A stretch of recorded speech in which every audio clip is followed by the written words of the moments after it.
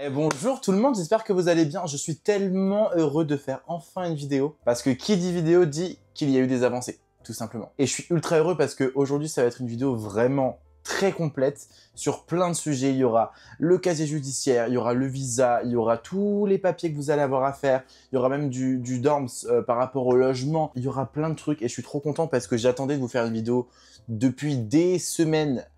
Mais il se passait rien, et là j'ai enfin l'occasion de le faire, donc je suis super heureux. N'hésitez pas à vous abonner à la chaîne si mon aventure en fait en Floride vous intéresse, et si ça vous intéresse pas, abonnez-vous quand même. Juste, je tiens à dire que tous les timings que je vais donner, la différence de temps entre tel ou tel mail, etc., c'est un truc qui est très personnel, ça peut changer avec chaque personne, donc ne vous arrêtez pas là-dessus. Moi je vais vous expliquer dans quel ordre j'ai eu à faire les démarches, et je vais vous donner aussi les détails sur combien de temps ça a pris pour chacune d'entre elles, mais ne prenez pas ça en compte. Ok, je vous avoue que je sais pas si je crie, je sais pas si vous m'entendez bien, pour la simple et bonne raison que ça y est, j'ai ma caméra, donc c'est la caméra qui va me suivre en Floride, avec un micro, une caméra de très bonne qualité, je crois, j'espère en tout cas. Là, j'ai upgrade, là, je vous ai respecté, je vous demande de me dire merci.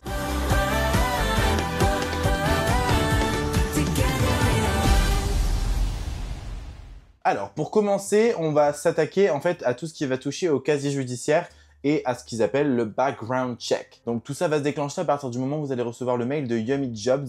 Donc c'est une entreprise britannique qui va s'occuper du coup de tout ce qui touche au casier judiciaire pour votre programme. Moi j'ai reçu un mail d'une certaine Jennifer, je crois bien, qui est en gros la coordinatrice des programmes internationaux.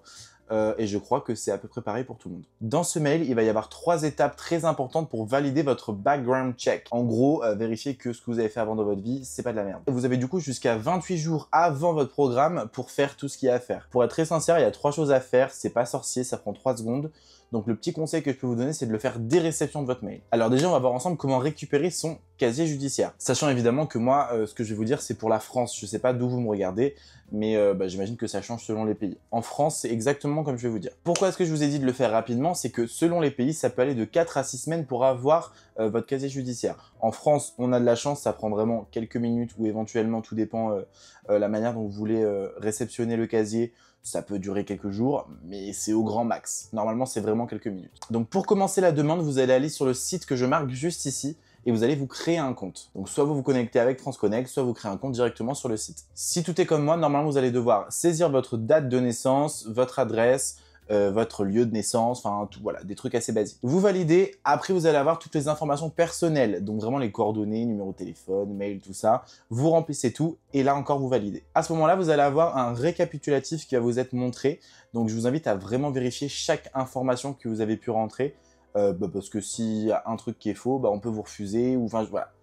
Faites attention à ce que vous envoyez. Et pour la toute dernière fois, validez. Une fois que vous avez fait la toute dernière validation, vous allez recevoir un mail dans lequel il y a un lien.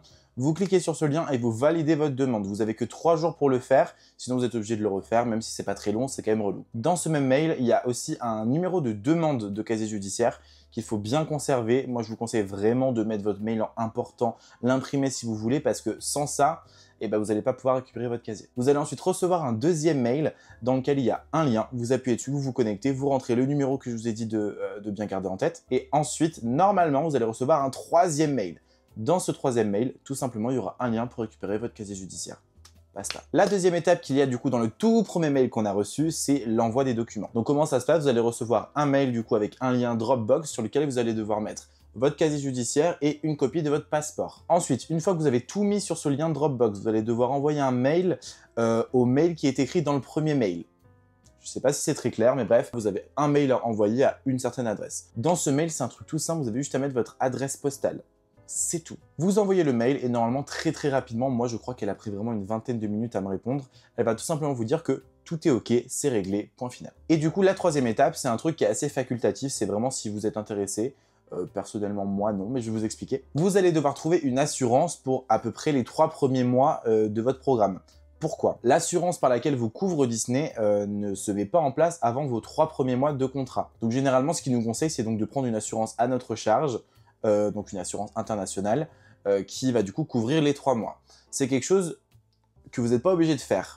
Pourquoi je vous dis ça? Parce que dans le mail du coup qu'on nous envoie, il nous donne un petit peu un lien vers une entreprise qui s'appelle Seven Corners. Donc j'ai fait le test pour vous. Pour 3 mois d'assurance, vous en avez environ entre 400 et 600 euros. Je trouve ça beaucoup, voire abusé. C'est littéralement plus cher que mon billet d'avion. Donc personnellement, j'ai fait le choix de ne pas prendre. Si vous êtes souvent malade et que vous allez avoir besoin de médication ou de voir des médecins, des trucs comme ça, faites-le, c'est votre choix. Personnellement, je trouve que ça vaut pas le coup. Et on vient juste de terminer du coup le background check. Donc je vous avais dit, c'est un truc assez rapide et assez simple à faire, mais quand même, faut le faire. Donc pour la partie casier judiciaire et tout, c'est terminé. On passe ensuite à la vidéo de présentation que vous allez recevoir. Donc c'est une vidéo qui dure environ 18 minutes, qui va vous expliquer le programme, enfin, en tout cas tout ce que vous avez besoin de savoir par rapport au programme. Et surtout, il y aura toute une grande partie sur les règles à respecter en tant qu'immigrant sur le territoire américain. C'est une vidéo qui est vraiment très importante, qui est très intéressante parce qu'il y a plein de choses que je savais pas. Pour vous donner un exemple, par exemple, sur le visa qu'on va avoir, il y aura quelque chose qui sera inscrit, donc soit un M ou soit un 1. Si vous avez le M, vous pouvez rentrer, sortir du continent, du pays tant que vous voulez. Si vous avez le 1, une fois que vous êtes rentré aux États-Unis, vous ne pouvez plus sortir pendant 1 an. Donc c'est un truc tout bête, mais c'est un truc qui est intéressant à savoir. Pour accéder à la vidéo, vous allez aller tout simplement sur ce site qui est juste ici. De toute manière, le lien sera dans le mail que vous allez recevoir. Et en fait, ça va vous permettre de créer votre compte sur Training Disney. Donc c'est l'endroit où vous allez un peu avoir toutes vos formations, toutes les choses que vous avez besoin de savoir, tout ça, ce sera ici. Donc inscrivez-vous et ensuite vous pouvez directement regarder la vidéo. Pas d'inquiétude à la fin des 18 minutes de vidéo parce qu'évidemment vous n'allez pas retenir les 18 minutes de vidéo. Il n'y a pas de quiz, il n'y a pas de test, juste il faut regarder la vidéo. À la fin par contre, n'oubliez pas de valider. C'est très important parce que si vous validez pas, c'est comme si vous l'avez pas fait. Et si vous le faites pas, en fait votre programme peut être annulé. Donc faites bien attention de bien valider. Et de toute manière, pour savoir si vous avez bien validé, vous allez recevoir un mail de confirmation juste après pour vous dire que vous avez bien rempli ça, que c'est terminé, que vous n'avez plus rien à faire avec eux. Donc ensuite on passe sur le Dorms Housing, donc c'est un petit peu les logements du coup dans lesquels on va être en programme. J'avais trop hâte de pouvoir vous en parler parce que c'est un truc que j'appréhendais un petit peu, mais du coup j'ai tous les secrets, je vais tout vous dire. Donc là pour le coup dans le mail que vous allez recevoir, tout est marqué, vraiment vous avez toute la liste de tout ce que vous allez faire, si vous voulez je peux vous la mettre, et vous avez juste à suivre chaque instruction une par une.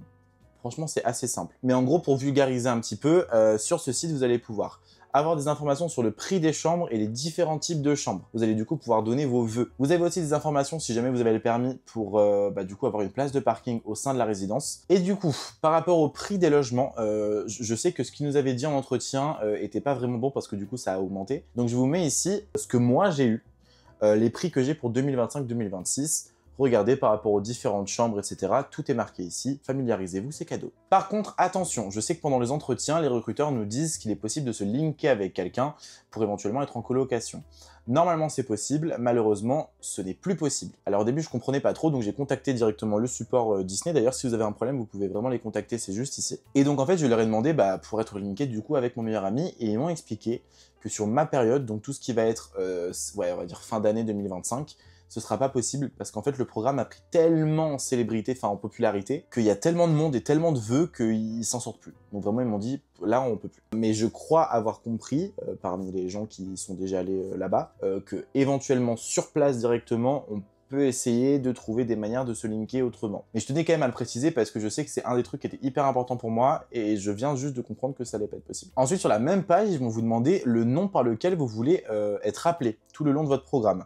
Je m'explique. Pour ceux qui n'ont jamais bossé à Disney, vous avez donc un name tag sur lequel il y a votre prénom. Et là où vous venez, du coup, c'est assez spécifique pour Walt Disney World, mais vous allez avoir du coup un name tag avec votre prénom et votre ville et votre pays de résidence. Donc c'est là où vous allez pouvoir faire les choix, donc soyez vraiment sûr de vous parce qu'au moins c'est écrit, c'est fait, c'est dans la boîte. Et juste je vais reprendre une note parce que du coup j'ai reçu un document à ce moment-là justement par rapport au name tag. Sur ce document il est écrit que il faut que ça fasse au maximum 12 caractères, donc vous avez quand même le temps avant d'avoir les 12 caractères. Ça peut être vos initiales et il faut au minimum 2 lettres. Donc il nous donne un exemple. Si vous vous appelez Matthew Raymond Johnson, vous pouvez mettre sur votre name tag Matthew, Matt, Matty, MJ, Ray ou Raymond. Donc en gros, ça vous laisse quand même pas mal de choix pour choisir un name tag à votre image. S'il y en a qui veulent mettre des initiales ou quoi, sachez que c'est possible, mais faites bien attention à respecter quand même le minimum de règles qu'ils nous donnent. Donc quand toutes ces étapes sont terminées, normalement vous allez recevoir un mail de confirmation avec toutes les informations.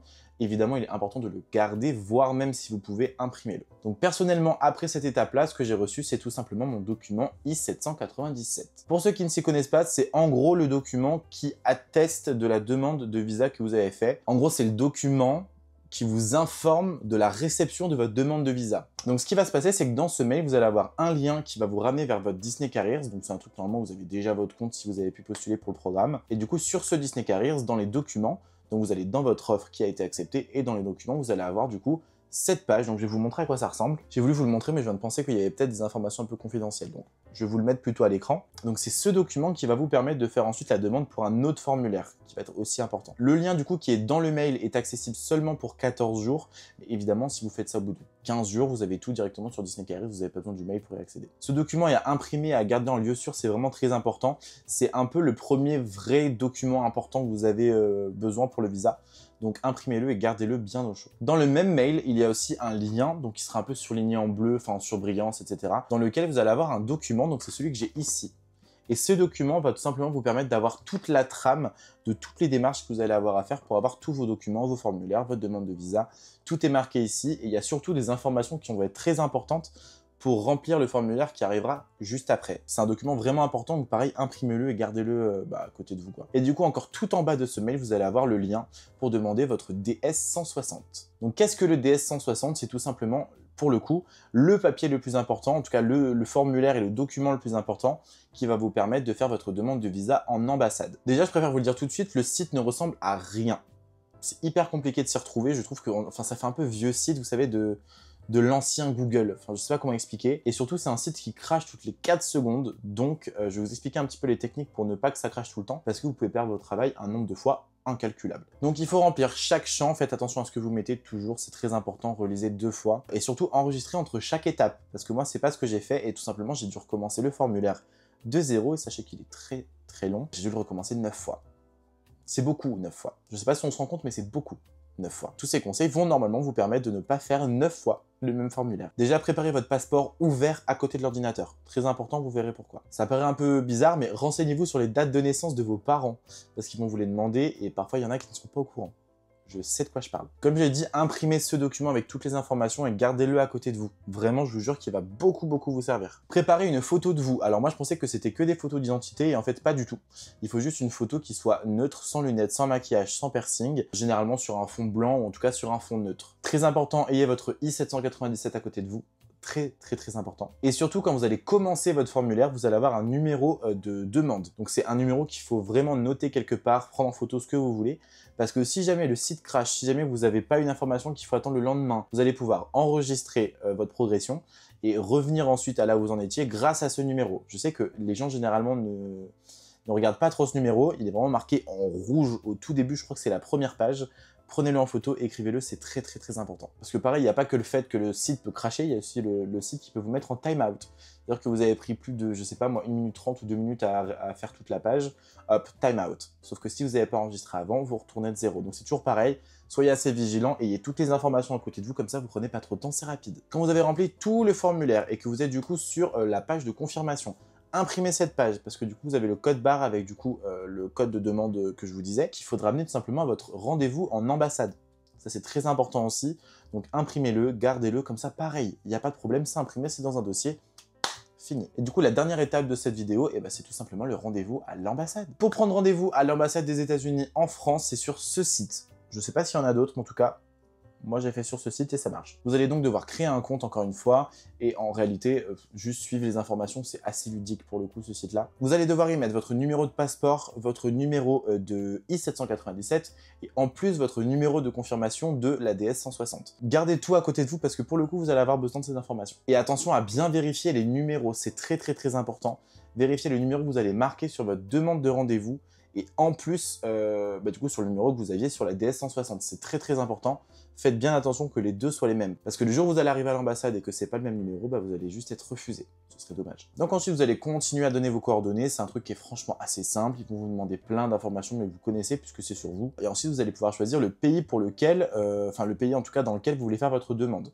Donc si c'est la France, vous mettez Paris et ça va tout simplement vous donner le rendez-vous à Paris. Par contre, ne vous inquiétez pas, il est possible qu'il n'y ait pas de rendez-vous avant plusieurs mois, plusieurs semaines, enfin voilà, ça peut être assez compliqué à avoir un rendez-vous. Une fois que vous avez fait votre demande en fait de rendez-vous, avant même de pouvoir sélectionner une date, vous avez le temps, ça urge pas. Revenez de temps en temps, tous les jours, pendant 1 semaine, 2 semaines. S'il y a vraiment rien, prenez ce qu'il y a. D'ailleurs, au moment où je vous parle, je vais prendre rendez-vous hier et du coup, j'y vais la semaine prochaine. Et du coup, quand vous avez le rendez-vous en ambassade, en réalité, vous y êtes presque. C'est un peu bizarre de se dire ça, mais en réalité, une fois qu'on a fait ce rendez-vous-là, que notre visa est accepté et qu'il est attaché à notre passeport, on n'a plus qu'à attendre l'avion. Donc, pour la préparation des documents à amener le jour J, puisque du coup, il y a des trucs un peu spécifiques à amener, plus du coup le rendez-vous directement en ambassade, et bah écoutez, ce sera dans une prochaine vidéo parce que je vous emmènerai avec moi en vlog, puisque du coup j'ai ma caméra de vlog, c'est trop bien. Prochaine vidéo, je pense que ce sera ça, si j'abandonne pas le fait de filmer dans la rue. Mais en tout cas, sachez que pour la préparation de tout ça, ce sera du coup en vidéo, mais pas dans celle-ci. Je vous remercie, je suis en ébullition. Je n'en peux plus. Ah. Merci beaucoup d'avoir regardé ces vidéos, je suis tellement content d'avoir enfin pu vous faire une vidéo là-dessus. J'attendais depuis des semaines d'avoir enfin des informations à vous donner. Et là, je pense avoir fait une assez grosse vidéo, je suis à 30 minutes de rush. J'espère que ça vous aura aidé. Si vous avez des questions, n'hésitez pas en commentaire ou directement en DM sur Instagram. Puis moi, je vous retrouve très bientôt pour une nouvelle vidéo. Bisous!